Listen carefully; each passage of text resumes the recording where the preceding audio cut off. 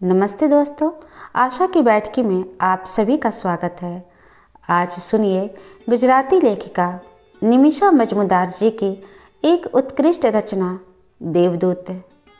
निमिषा मजमूदार जी की यह कहानी पाठकों को मानवीय संवेदना की एक खूबसूरत दुनिया में ले जाती है। कहानी का अंत बेहद चौंकाने वाला है। अब सुनिए कहानी आशा की जुबानी। नमस्कार देवियों व सज्जनों, एयर इंडिया की इस न्यूयॉर्क की उड़ान 191 में आप सबका स्वागत है। कृपया कुर्सी की पेटी बांधे रखिए। कुछ ही समय में हमारा विमान न्यूयॉर्क जाने के लिए उड़ान भरेगा।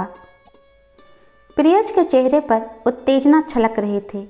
मैंने उससे कहा, बेटा अब अपना विमान उड़ने की तैयारी में है, लाओ मैं तुम्हारा सीट बेल्ट बांध दूं। उसने खुश होकर मेरा हाथ पकड़ लिया। भाषा की अभिव्यक्ति से वंचित मेरे पुत्र का चेहरा उसके मन की दर्पण की तरह होता था। वह जो भी भावना अनुभव करता वह उसकी बड़ी बड़ी आंखों में घुमड़ने लगती। इस समय का आनंद उसकी आंखों से छलकता हुआ मुझे भी खुश रहने के लिए प्रेरित कर रहा था। पिछले 6 माह से मेरे जीवन से आनंद, खुशी, प्रसन्नता व हास्य के साथ मानो जीवन तत्व ही रूठ गया हो।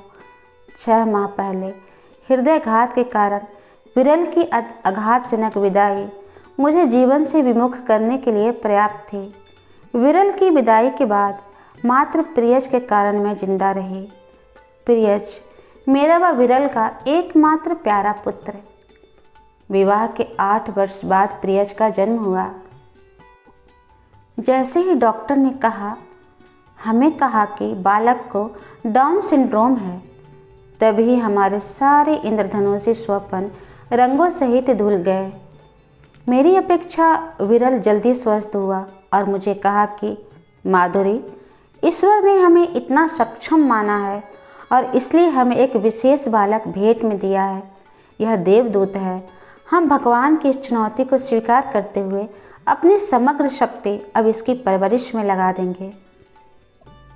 बस उस दिन से सब प्रकार की बाधाओं के साथ हमारा कुदरत के विरुद्ध संघर्ष आरंभ हो गया। हमारी अथक मेहनत के बावजूद 12 वर्ष के प्रियज का मानसिक विकास सामान्य बालक की अपेक्षा बहुत कम था। वह मात्र गुजराती भाषा समझता था और बहुत ही अस्पष्ट उच्चारणों व सीमित शब्द भंडार के साथ बोल सकता था। इस वजह से अनजान लोगों के साथ उसका बहुत कम संवाद रहता था।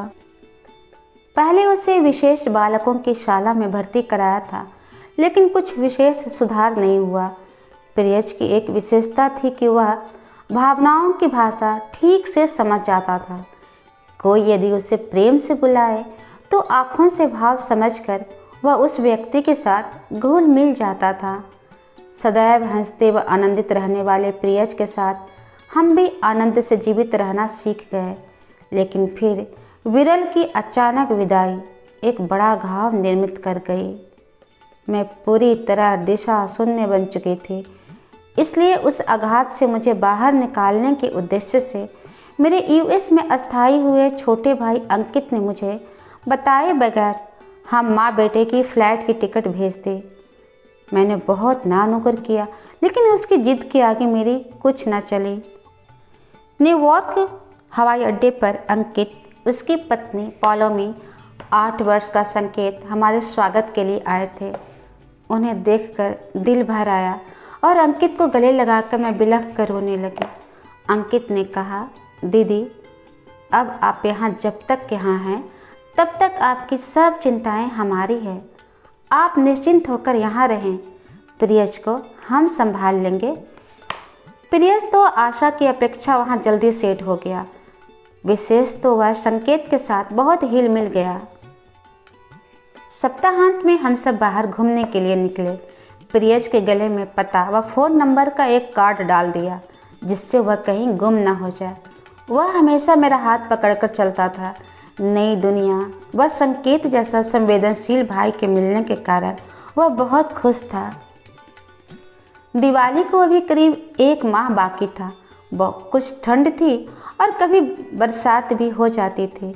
पतझड़ के कारण सभी वृक्षों के पत्ते पीले, गुलाबी, केसरी जैसे सुंदर रंगों में रंगे हुए थे। खिड़की के बाहर नज़र घुमाएं तो इतना सुंदर दृश्य दिखाई देता था, मानो कुदरत ने वातावरण को किसी तुलिका के द्वारा उन्हें रंग दिया हो। गिरते हुए पत्तों मानो इंसान को कह रहे हों, जीवन के अंत तक तुम भी मेरी ही तरह खिलते हुए रहो और मानवता के रंगों को छलकाते रहो। मैं खिड़की के पास खड़ी रहकर प्रकृति की इस अलौकिक रंग छटा का आनंद ले रही थी।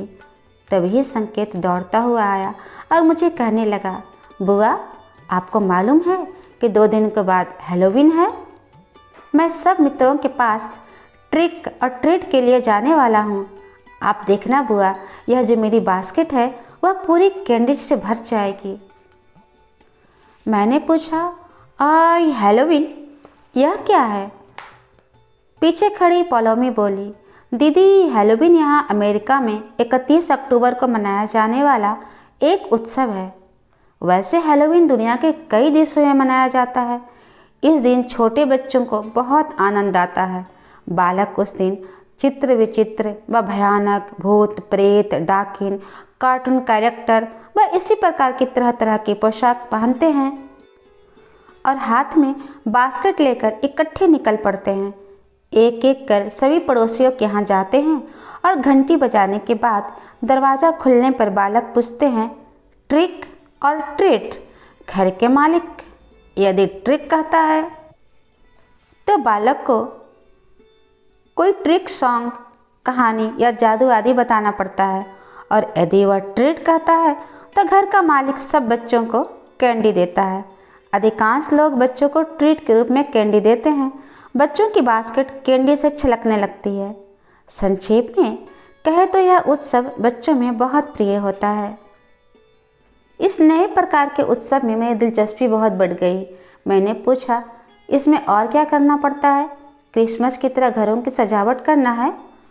पॉलोमी बोली, नहीं दीदी, इसमें घर के बाहर सजावट तो करनी है, लेकिन वह डरावनी हो। कंकाल, भूत, प्रेत जैसे पुतले, भयानक आकार के गुब्बारे, ऐसी सब वस्तुओं से घर को सजाया जाता है। उसमें भी विशेष यह कि सब घर के बाहर कद्दुओं को मनुष्य के मुंह की तरह के आकार के कुरेद कर वहाँ रखते हैं। संक्षेप में भूतिया महल जैसा वहाँ खड़ा कर देना होता है। मुझे यह सब आश्चर्यजनक लगा। भला ऐसा भी कोई उत्सव होता है? ऐसे भूतिया त्योहार को मनाने का कारण क्या है? पॉलोमी बोली, दीदी मूल रूप से यह त्यौहार मृत स्वजनों की याद में मनाया जाने वाला उत्सव है। यहाँ लोग इस समय उनके सब मृत स्वजनों को याद करते हैं। इतना ही नहीं, युद्ध में शहीद हुए वीरों व सभी दिवंगत संतों को भी याद करते हैं और उन्हें पृथ्वी पर आने के लिए आमंत्रित करते हैं और फिर आदरपूर्वक विदाई देते हैं। समय के साथ इसका स्वरूप कुछ बदल गया है और अब इस उत्सव को इसी स्वरूप में मनाते हैं जिससे बालकों को भरपूर आनंद मिले। फिर वह संकेत की ओर घूमकर बोली, बेटा संकेत, प्रियज भाई को भी तुम अपने साथ ले जाना, उसे बहुत मज़ा आएगा। मैं उसकी बास्केट व कॉस्ट्यूम तैयार कर दूंगी। अब चलो सब तैयार हो जाएं, हम मॉल जा रहे हैं।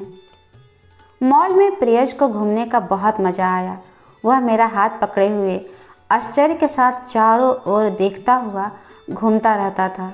वह ऐसा आनंद लेता था मानो रंग बिरंगी रोशनी से सज परी कथा जैसी किसी नगरी में आ गया हो।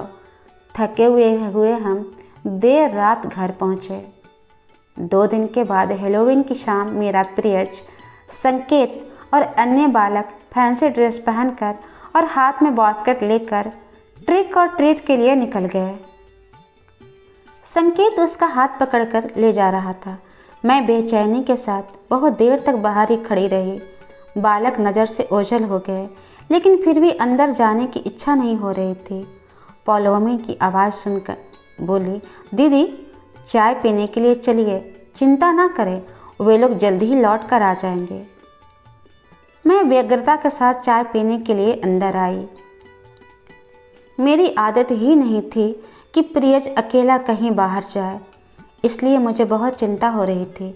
हम दोनों ने चाय पी और खड़े ही हुए थे कि संकेत हाँफता हाँफता आया और कहने लगा, मॉम, प्रियश भाई इज मिसिंग। पौलोमी की चीख निकल गई। मिसिंग से क्या अर्थ? वह तो तुम्हारे ही साथ था ना। मेरी धड़कनें बढ़ गई।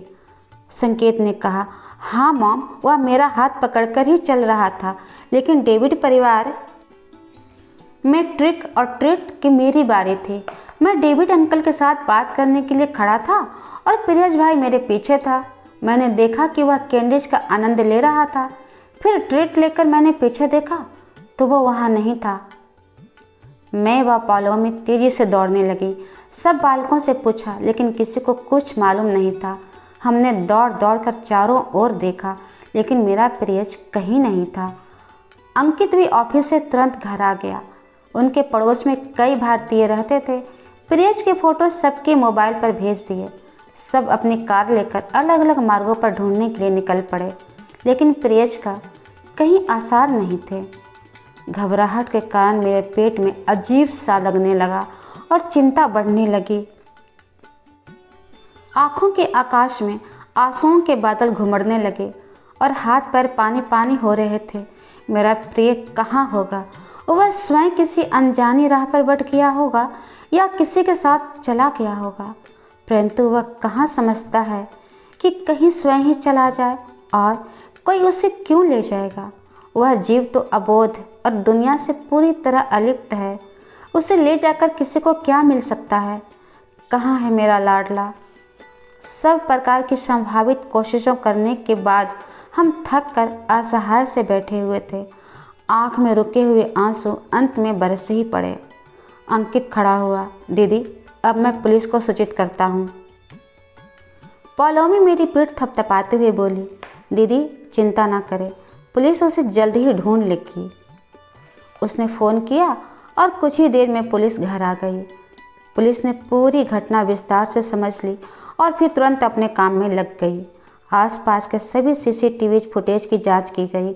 गली के कोने में स्थित एक बहुत छोटे कन्वीनियंस स्टोर के फुटेज की भी जांच की गई। 4 घंटे के बाद पुलिस अधिकारी ने आकर कहा कि प्रियज का अपहरण हुआ है और पुलिस टीम प्रियज को छुड़ाने के लिए इसी समय निकल रही है। हमें भी साथ जाना था। करीब 1 घंटे बाद रात के 12 बजे मैं व अंकित पुलिस टीम के साथ जहां पहुंचे, वह एक सामान्य लोगों के रहने की बस्ती लगती थी। करीब 8 पुलिसमैन लोडेड राइफल्स के साथ सज्ज थे। मैं सतत भगवान से प्रार्थना कर रही थी कि मेरा बालक पूरी तरह सुरक्षित मिल जाए और उसका बाल भी बांका ना हो। एक पूरी तरह जीर्ण शीर्ण घर के दरवाजे को एक पुलिसमैन ने खटखटाया। घर में एक चिमनी जैसी रोशनी थी।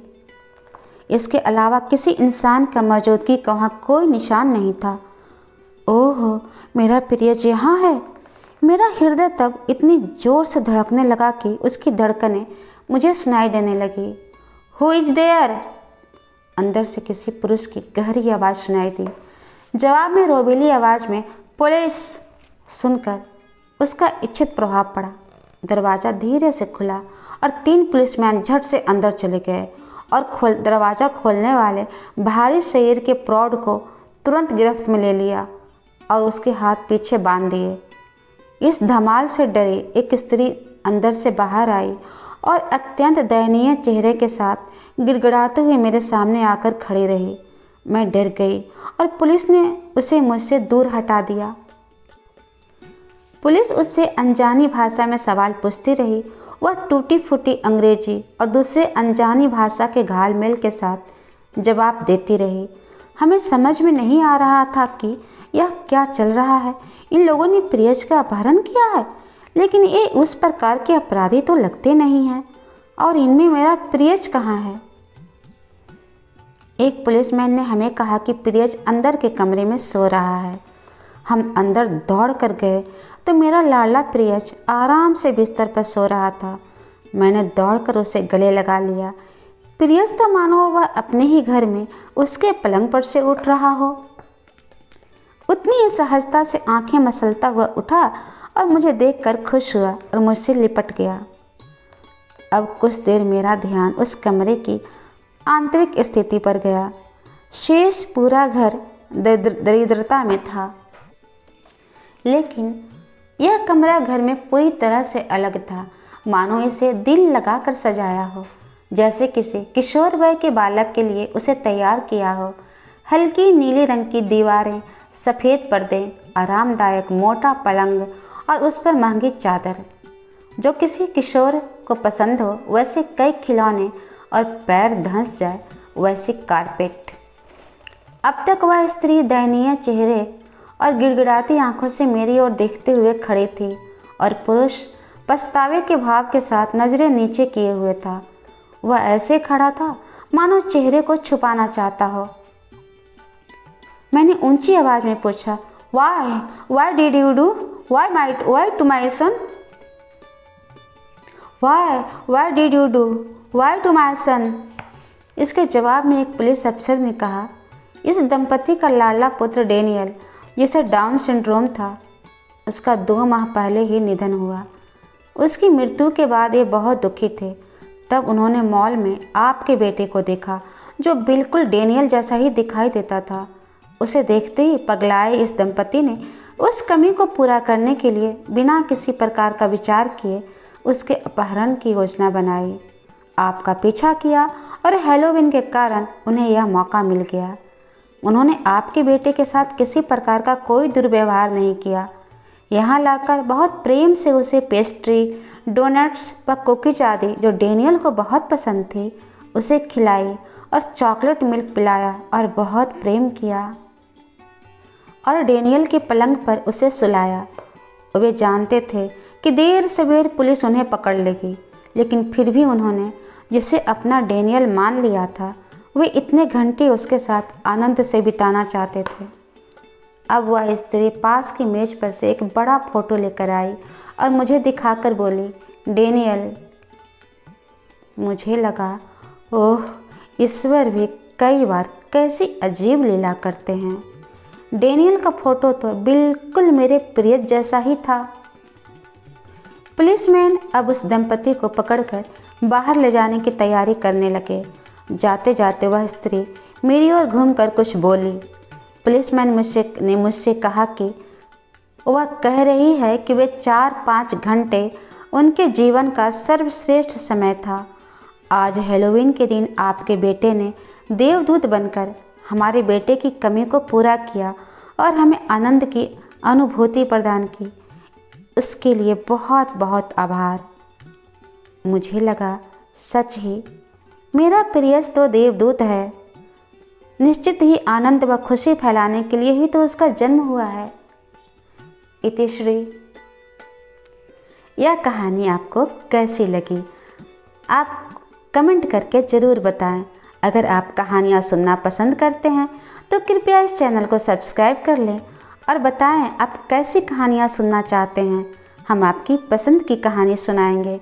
इस कहानी को लाइक और शेयर अवश्य करें। इस कहानी को गुजराती से हिंदी में अनुवाद श्री राजेंद्र निगम जी ने किया था। धन्यवाद।